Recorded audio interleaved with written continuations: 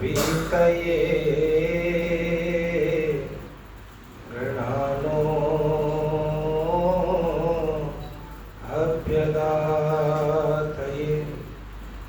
स्नेहोता सत्सिवर्षि त्वमेव माता च पिता त्वमेव बन्धुश्च सखा त्वमेव विद्या द्रविणं त्वमेव सर्वं मम देव देव।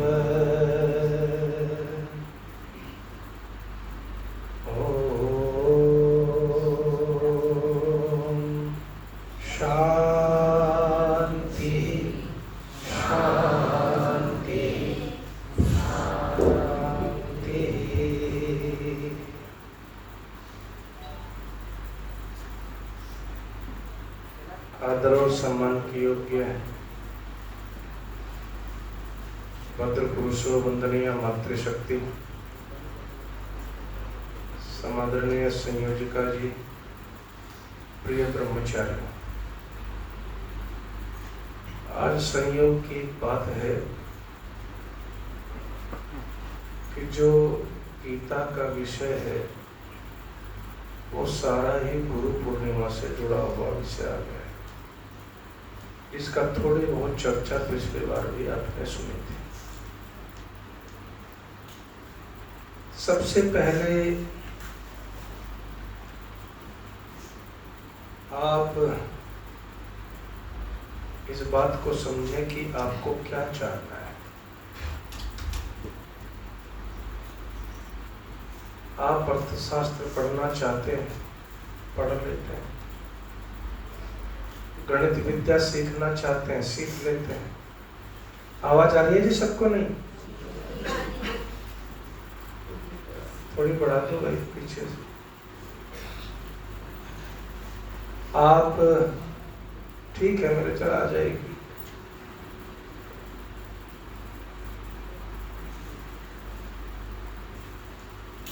आप भूगोल, इतिहास, दुनिया भर के विषय पढ़ते हैं, पढ़ना चाहते हैं तो पढ़ लेते हैं।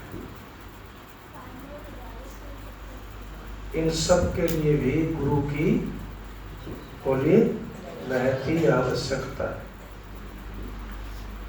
कई महापुरुष तो ऐसे होते हैं कि गुरु के बार बार समझाने पर भी, बार बार पढ़ाने पर भी आखिर गुरु को ही थका थका के ढीला कर देते हैं, लेकिन अपने कुछ नहीं करते। हमारे यहाँ बहुत ऐसे लाज दुलारे हैं जो इस काम में महारथी, जिनको हासिल है, लेकिन इससे आगे चलते हैं। क्या कहते हैं? अथातो ब्रह्म जिज्ञासा। ब्रह्म सूत्र का पहला सूत्र क्या है कि कभी भगवान को जानने की जिज्ञासा भी होनी चाहिए। देखिए जरा कमाल कि तुमने बहुत कुछ जानने की इच्छा की, समझने की इच्छा की, तो कहते हैं भगवान को जानने की, ब्रह्म को जानने की जिज्ञासा को मन में पैदा करो। ये जो ब्रह्मचारी बैठे हैं, इन ब्रह्मचारियों को भी समझना चाहिए कि बिना जिज्ञासा के तुम जीवन में कोई भी कार्य नहीं कर सकते, कोई विद्या नहीं पढ़ सकते। इसलिए आर्यों के जो 8 लक्षण है आर्य के, उसमें जिज्ञासा को भी रखा गया है कि जब तक जानने की इच्छा न हो, खोजने की इच्छा न हो, रिसर्च की इच्छा ना हो, अन्वेषण की इच्छा ना हो, तो आगे आप बढ़ नहीं सकते।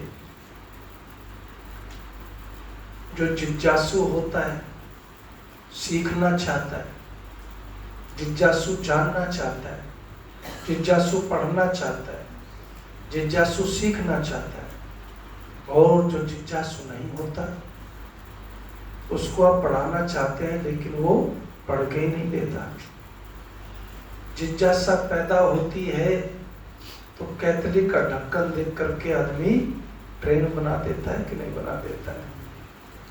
देखो, एक बहुत ही कहानी रूपक जो भी समझिए कि महाभारत में एक प्रसंग आता है। इन बच्चों के लिए है जो आज गुरु पूर्णिमा पर, सीधे इधर देखो, बाद में तुम्हारा टेस्ट लेंगे, और टेस्ट ये लोग लेंगे जो पीछे बैठे हैं। सीधे इधर मेरी तरफ मुख रखो कि क्या बोला गया आज।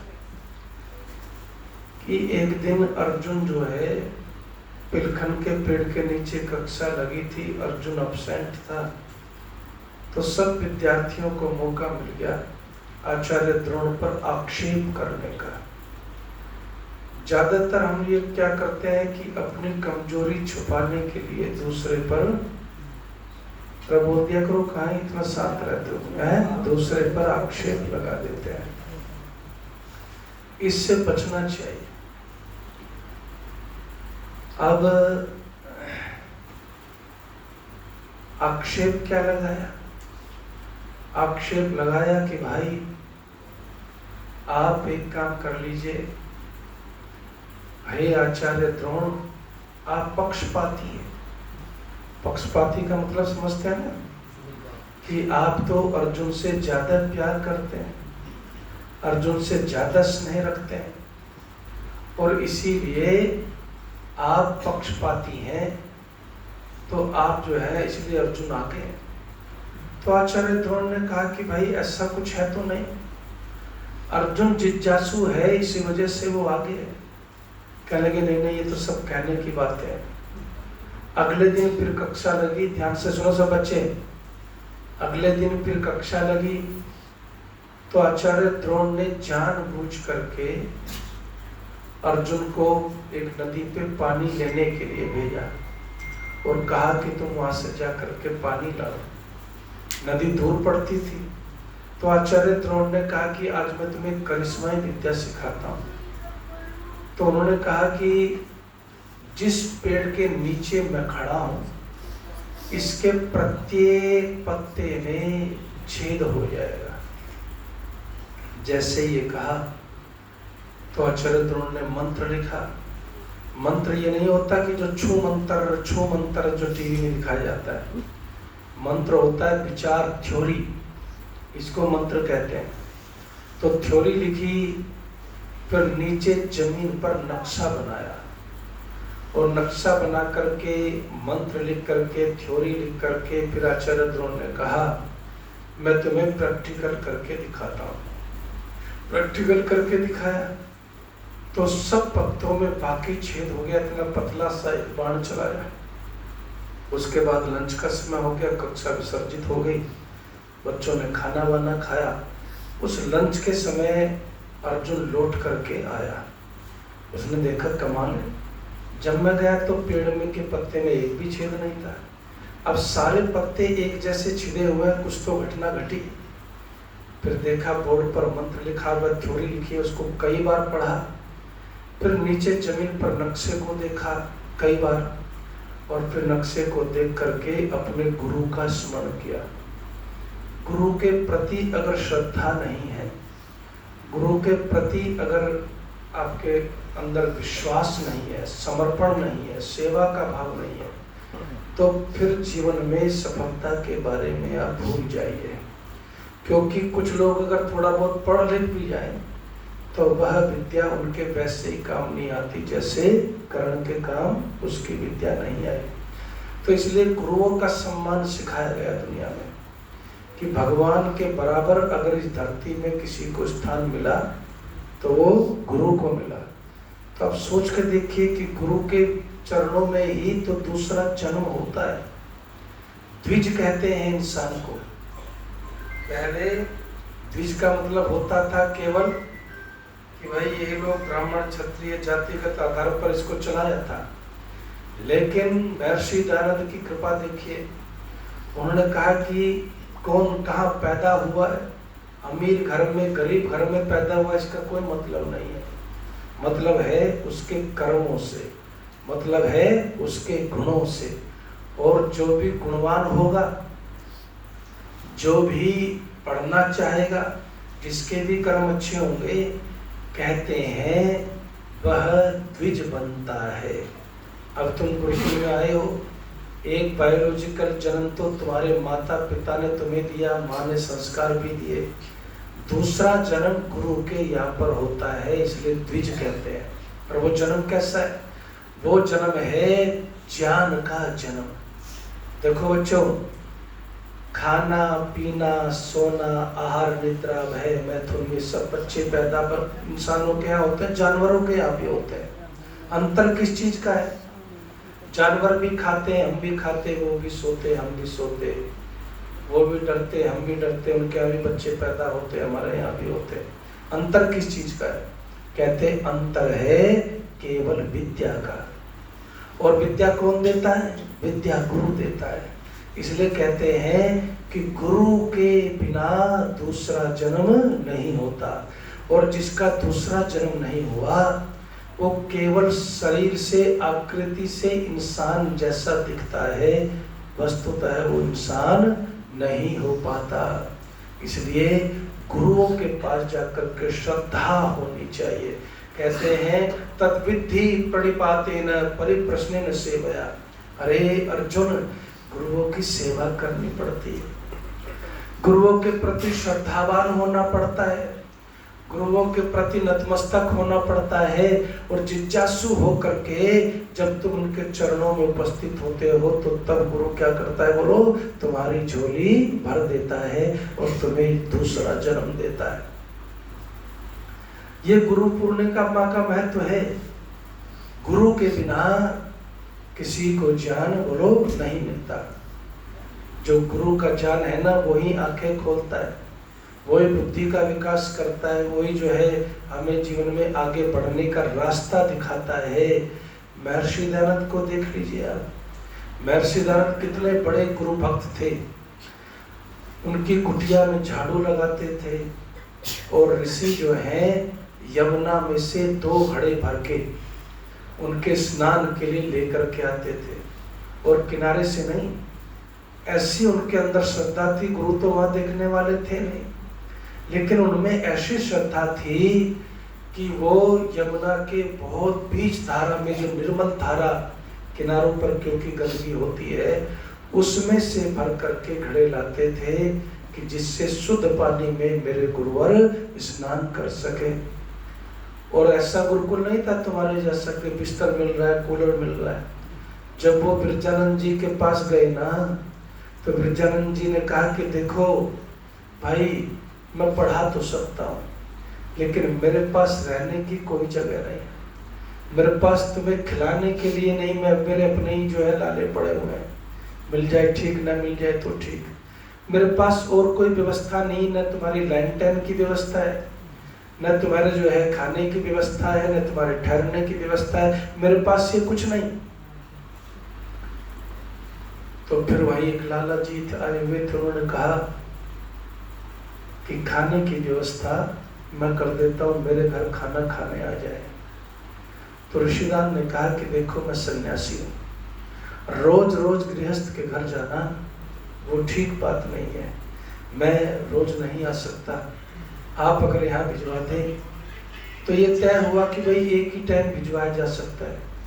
तो स्वामी ने कहा कि कोई बात नहीं, एक टाइम से ही खाना काम चल जाएगा। ये देखिए समर्पण क्या होता है।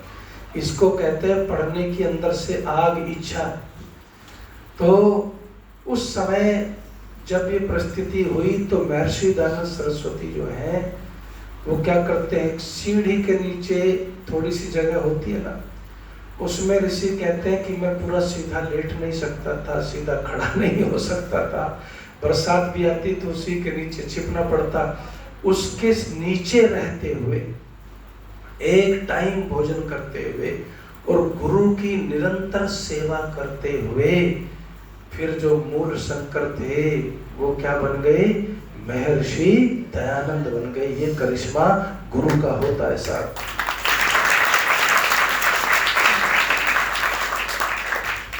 इसीलिए कितने ऐसे उदाहरण आपको मिलेंगे, इन उदाहरणों से जीवन में आपको कुछ सीखना है। तो द्विज बनता है गुरु की कृपा से, जन्म मिलता है माता पिता के तप से। तो आपको द्विज बनना है। आप गुरुकुल में बैठे हुए हैं, इससे बढ़िया अवसर आपको मिल नहीं सकता। हम तो कहते हैं, मैं तो यहाँ की जिम्मेवारियों की वजह से नहीं गया, ज़्यादातर स्नातक हमारे वहाँ पहुँचे हुए हैं गुरु जी के पास, कि अगर हम गुरुकुल में न जाते तो पेट तो भर ही लेते हैं, सभी भरते हैं दुनिया में। तो हमारा ये दूसरा जन्म जो हुआ है, वेद पढ़ने का, संस्कृत पढ़ने का, दर्शन पढ़ने का, ये जो समझने समझाने का अवसर मिला, ये किसकी कृपा से मिला? गुरु की कृपा से मिला। तो इसलिए सबसे पहले तो जीवन में ये सीखो कि आचार्य चाणक्य तो कहते हैं, जो थोड़ा भी सिखा दे, थोड़ा भी, जो थोड़ा भी सिखाता है उसकी भी इज्जत करनी चाहिए, उसको उल्टा जवाब न दे, समर्पण भाव से रहें, और जो आदेश करे उसका बहुत निष्ठा से पालन करें। ये जब भाव तुम्हारे मन में होता है तो फिर तुम जिज्ञासु बनते हो, तो फिर जन्म होना शुरू होता है। तो मैं आपको सुना रहा था कि भाई अर्जुन आया, उसने गुरु को याद किया, और गुरु को याद करने के बाद उसने जो है एक बाण छोड़ दिया। अब एक एक छेद था, क्या हो गया? एक एक छेद और हो गया साहब। उसके बाद कक्षा विसर्जित हो गई, उसके बाद लंच खत्म हुआ, थोड़ी देर बाद अर्जुन ने भी जाके खाना वाना खाया, सब फिर से वापिस आ गए। वापिस आ गए तो आचार्य द्रोण ने देखा, कमाल है, मैंने तो एक ही छेद किया, ये दूसरा कहाँ से हो गया, कमाल है ये तो आचार्य द्रोण ने सबसे पहले भीम को खड़ा किया। कहने के भाई भीम, तुमने लगता है आज करिश्मा कर दिया, एक ही बार में सिखाने पे सीख गए हैं, एक ही बार में तुम्हें धनुर्विद्या आ गई, ये छेद तुमने किया है क्या? भीम कहता है, गुरुदेव मुझसे ऐसा कहा कष्टकारी प्रश्न पूछ रहे हैं आप, मेरे बस की तो लगता है ये जन्म में तो है नहीं, ये तो अर्जुन करेगा, जो करेगा कोई और करेगा। और अभी तो वैसे भी मैंने खाना जरा तबीयत से खाया है, तो अभी नहीं कुछ बार बुद्धि काम कर रही है, अभी छोड़िए। उसके बाद बारी बारी दुर्योधन से, इससे उससे सबसे पूछा, जिन्होंने वो कक्षा अटेंड की थी, जिनको प्रैक्टिकल करके दिखाया था, जिनको थ्योरी समझाई थी, नक्शा समझाया था, सबसे पूछा, सब खड़े हैं, सबने मना कर दिया। आखिर में गर्दन झुकाए अर्जुन जो है वो खड़ा हुआ है जी। अब अर्जुन से क्या पूछा? अर्जुन से पूछा तुमने काम किया है? अब अर्जुन बेचारा गर्दन झुकाए नीचे खड़ा है। कहने लगे बोलो तो सही। तो अर्जुन क्या कहता है? अर्जुन कहता है, गुरुदेव पहले तो मैं आपको एक बात बताऊं कि आप ऐसा न समझे कि बिना आपके आशीर्वाद के मैं इसको करने में सफल हो पाया। इसको कहते हैं गुरु के प्रति श्रद्धा। बिना आपके आशीर्वाद के मैं सफल नहीं हो पाया। ये जो आपने थ्योरी लिखी थी उसी को मैंने बार बार पढ़ा, जो आपने नक्शा बनाया था उसी को मैंने बार बार देखा, और फिर मन में श्रद्धा पूर्वक आपको याद करते हुए आपका आशीर्वाद लिया और मुझे इसमें सफलता प्राप्त हो गई। लेकिन क्योंकि आपकी अनुमति नहीं ली गई, ये मुझसे धृष्टता, शिष्टता का देखिए कितना ऊंचा नजारा है। ये मुझसे धृष्टता हुई कि मैंने आपकी इजाजत नहीं ली, आप जो भी सजा चाहें दंड दें वह मुझे स्वीकार होगा। लेकिन गुरु ऐसी स्थिति में दंड देता है क्या? गुरु तो गदगद हो गया, और गदगद होकर के आचार्य द्रोण क्या कहते हैं? बेटा बैठ जा। आचार्य द्रोण क्या कहते हैं? आचार्य द्रोण कहते हैं, अरे मेरे प्रिय शिष्य अर्जुन, तुमने दंड देने का काम नहीं किया, बल्कि तुमने तो पुरस्कार का कार्य किया है। अब कमाल की बात क्या कही उन शिष्यों को, जो कहते थे आप तो पक्षपाती हैं जी गुरु जी, आप तो केवल अर्जुन का ही ध्यान रखते हैं। अब उनको कहा कि मेरे प्रिय शिष्यों, एक प्रश्न का जवाब दो।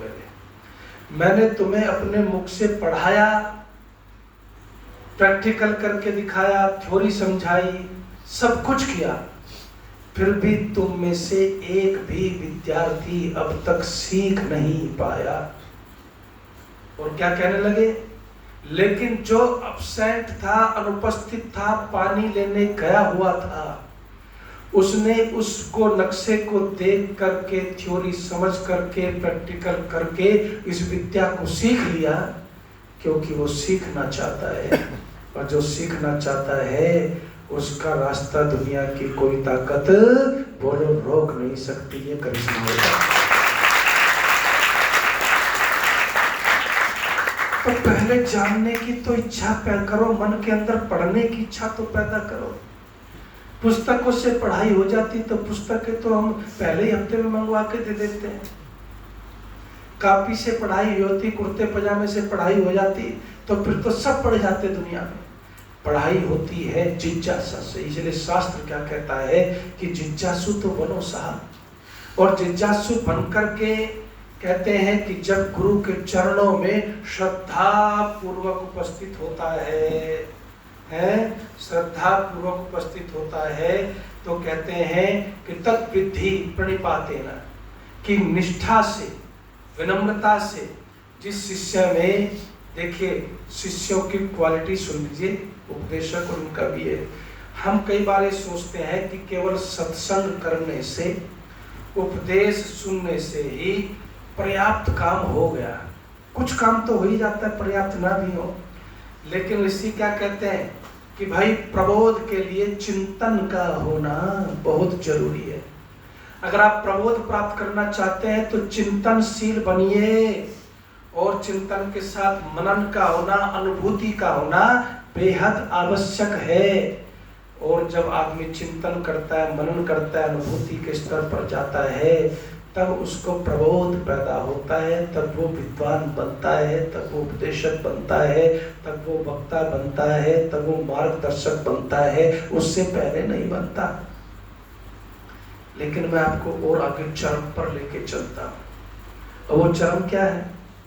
उपनिषद कहती है, ब्रह्मसूत्र कहता है, अथा तो ब्रह्म जिज्ञासा, कि सबसे पहले जीवन के अंदर तू परमात्मा को जानने की, बोलो, कोशिश तो कर। लेकिन इस दुनिया में परमात्मा के विषय में जिज्ञासा रखने वाले बहुत थोड़े से लोग हैं। आंख बंद करके मानने वाले, बोलो, भरे पड़े हैं। लेकिन जिज्ञासु भाव से परमात्मा को जानने की इच्छा रखने वाले लोग बहुत थोड़े हैं दुनिया में। और उसका परिणाम क्या होता है कि गुरु तो कहीं नजर नहीं आते, लेकिन भटकाने वाले गुरुओं के नाम पर जो है झूठे लोग, असत्यभाषी लोग और झूठे उपदेशक आपको सर्वत्र नजर आते हैं। और महर्षिदास की पीड़ा थी साहब। उन्होंने एक बात कही कि क्यों जो है भटकाव हुआ, क्यों जो है भटकाव हुआ इस दुनिया के अंदर, क्यों भटकाव हुआ? इसलिए भटकाव हुआ कि महाभारत के पश्चात जो सत्योपदेशक थे वो सब युद्ध में मारे गए, और झूठे निकम्मे अनपढ़ लोगों का उपदेश और मार्गदर्शन मिला, जिससे धर्म का नाश होता चला गया। वो उल्टा हो गया। युद्ध लड़ा गया था किसकी स्थापना के लिए? बोलो, धर्म की स्थापना के लिए। लेकिन युद्ध कभी उसका परिणाम उतना सुखद कभी होता नहीं जितना आदमी सोचता है। अंतिम, कभी कभी अंतिम उपाय के रूप में लड़ना पड़ता है, एक अलग बात है। तो कभी भी जो है युद्ध जो है ऐसा नहीं होता था। लेकिन युद्ध लड़ा गया धर्म की स्थापना से, लेकिन परिणाम की दृष्टि से देखा जाए तो परिणाम की दृष्टि से धर्म की स्थापना तो ना हुई, बल्कि अधर्म उसके बाद और ज्यादा प्रबलता से जनमानस में बढ़ता चला गया। इसलिए कहते हैं क्या करें फिर? कहते हैं तद्विज्ञानार्थम स गुरुमेवाभिगच्छेत् स्मृत पाणि श्रोत्रियं ब्रह्मनिष्ठम। ये मुंडकोपनिषद में क्या लिखता है ऋषि? कहते हैं कि तद्विज्ञानार्थम, अगर तुम उस ब्रह्म को जानना चाहते हो तो उसको जानने के लिए तुम्हें क्या करना पड़ेगा? भोले बाबा का सत्संग नहीं करना, राम रहीम का सत्संग नहीं करना, आसाराम का नहीं करना। ये सारे जितने जिज्ञासु हैं, इनकी जिज्ञासा बस वहीं तक खत्म हो जाती है। आर्य समाज के लोग क्या कहते हैं? आर्य समाज के लोग कहते हैं कि भाई हम कोई ऐसे नहीं कि तुम हमारे चरणों में आ जाओ तो सब कुछ तुम्हें मिल जाएगा। आर्य समाज को कोई उपदेशक ये नहीं कहता, आर्य समाज का कोई गुरु ये नहीं कहता कि सब कुछ बस हमारे चरणों में ही है, सब यहीं समर्पण कर दो तो सब कुछ मिल जाएगा। आर्य समाज का उपदेशक क्या कहता है कि भाई हम तो थोड़ा बहुत माध्यम है रास्ता बताने के, मार्ग बताने के, और वो भी आपको यहाँ से आगे चलना है, केवल यहाँ नहीं रुकना। गुरु के प्रति श्रद्धा होनी है, गुरु के प्रति समर्पण भी होना है, गुरु की सेवा का भाव भी होना है। लेकिन क्या कहते हैं कि गुरु ने जो बताया असली श्रद्धा तो वो है आप उसको सीख जाए, असली श्रद्धा तो वो है कि आप उस पर आगे बढ़ जाए। अगर आपने ऐसा नहीं किया, लेकिन जितने गुरु हैं सब भटकाने वाले हैं।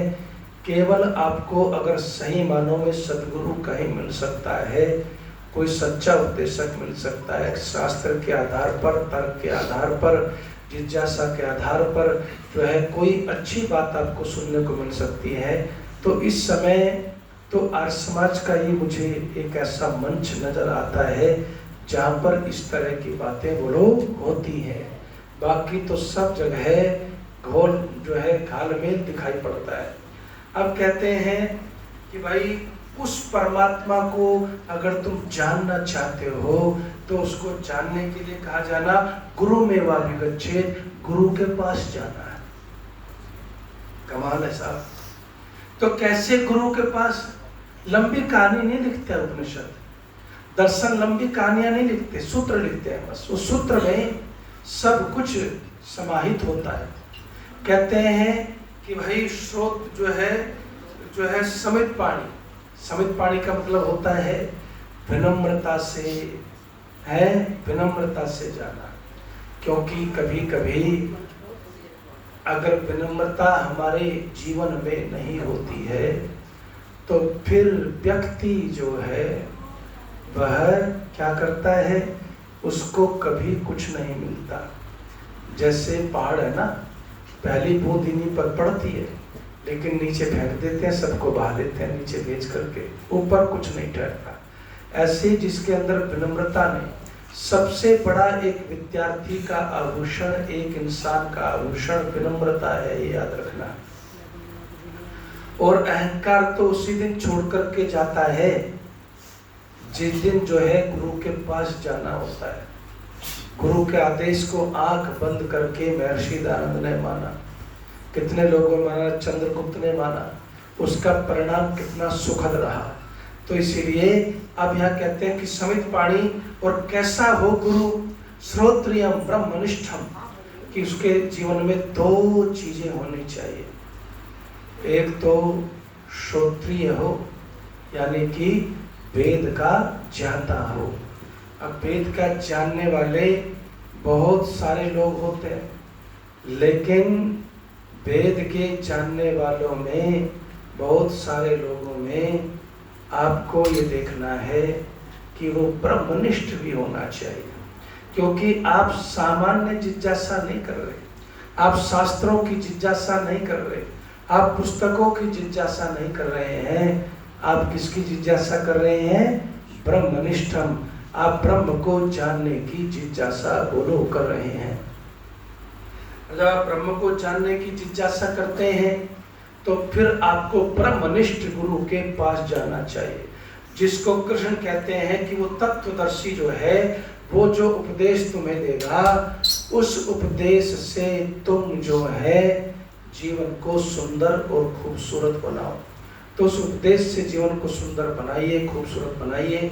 कहते हैं कि ब्रह्मनिष्ठ और श्रोत्रिय जो गुरु है, अगर ब्रह्म का जानने वाला है, ब्रह्म की जिज्ञासा है, तो सबसे पहले तो 1-8% लोग होते हैं। क्योंकि कृष्ण भी कहते हैं कि भाई बहुत सालों में, बहुत वर्षों में कोई व्यक्ति ब्रह्म का जिज्ञासु होता है। भौतिक विज्ञान के जिज्ञासु तो बहुत है, रोज पैदा होते हैं, लेकिन ब्रह्म को जानने वाले जिज्ञासु आपको पूरे शहर में खोजिए तो कोई एक आध मिल जाए तो मिल जाए। तो कहते हैं कि ब्रह्म को जानने वाला जो जिज्ञासु होता है वो श्रोत्रिय ब्रह्मनिष्ठ गुरु के पास जाता है। और फिर कहते हैं कि उसके मन में क्या हो, उसकी क्वालिटी क्या हो, कि उसके अंदर श्रद्धा होनी चाहिए। देखिए एक बात तो मैं आपको समझा देता हूँ। आपको यूनिवर्सिटी में प्रोफेसर मिल जाएगा, तनख्वाह लेता है, आपको पढ़ा देगा। आपको जहाँ भी अध्यापक हैं वो आपको पढ़ा देंगे, सामान्य शास्त्रों की, सामान्य जिज्ञासा की। अगर आपके अंदर जिज्ञासा वो भी तभी पढ़ा पाएंगे, जैसे मैंने अर्जुन की कहानी सुनाई। लेकिन ब्रह्मनिष्ठ गुरु से ब्रह्म विद्या लेने का तरीका बहुत अलग होता है। वो ब्रह्मनिष्ठ जो मुनि होता है, ब्रह्मनिष्ठ जो सन्यासी होता है, ब्रह्मनिष्ठ जो गुरु होता है, वो थोड़ा भक्कड़ टाइप होता है। और उनसे विद्या लेने के लिए विनम्रता और श्रद्धा की पराकाष्ठा होती है, और वो अपने अपने ढंग से परीक्षाएं भी लेते हैं।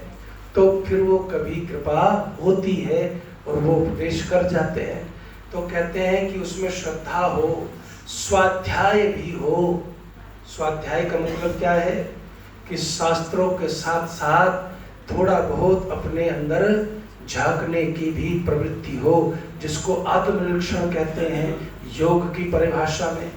और फिर उसके अंदर साधना का भाव हो। क्या हो बोलो? साधना का भाव हो। जब साधना का भाव होता है, स्वाध्याय का भाव होता है, श्रद्धा होती है, और फिर उसमें क्या हो, अभ्यास की प्रवृत्ति हो। क्या हो बोलो? अभ्यास की प्रवृत्ति हो। अभ्यासेन तु कौन्तेय वैराग्येन च गृह्यते। तो अर्जुन को क्या समझाते हैं? अरे अर्जुन, ये जो मन है ना, इसको बस दो ही चीजें रोक सकती हैं, एक वैराग्य, दूसरा अभ्यास। वैराग्य हमारे अंदर नहीं, और वैराग्य पूर्ण अभ्यास की फिर प्रवृत्ति ही नहीं बनती, सवाल ही पैदा नहीं होता। तो कहते हैं कि अभ्यास जो है, श्रद्धा हो, स्वाध्याय हो, साधना हो, अभ्यास हो, और तत्परता हो। क्या हो? जो ब्रह्म जिज्ञासा करते हैं उनमें तत्परता हो। ऐसा नहीं कि जी कर लेंगे जी, हो जाएगा जी, कर लेंगे जी। बहुत सारे लोगों को मैं देखता हूँ जो काम को टालते ही जाते हैं साहब। है सामान्य जीवन में भी क्या करते हैं? हो जाएगा, हो जाएगा। अब मैं उनसे पूछता हूँ हो कैसे जाएगा बिना किए, मुझे उसका तरीका बताओ कि बिना काम किए हो कैसे जाएगा।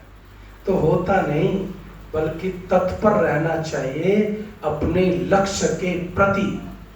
अपने लक्ष्य के प्रति तत्पर रहता है, और फिर ब्रह्म जिज्ञासु का जीवन सामान्य नहीं होता। क्या कहते हैं? संयम भी होना चाहिए। जिसके जीवन में संयम नहीं, वो तो ऐसे ही हो जाएगा कि जैसे बाल्टी टंकी के नीचे रखी और उसमें तली नहीं है, टंकी चलती जाती है, पानी खूब निकलता है, ठहरता एक बूंद भी नहीं। ऐसे ही ब्रह्म जिज्ञासु के जीवन में क्या होना चाहिए? संयम होना चाहिए। तो भाई इन बातों को सीखें।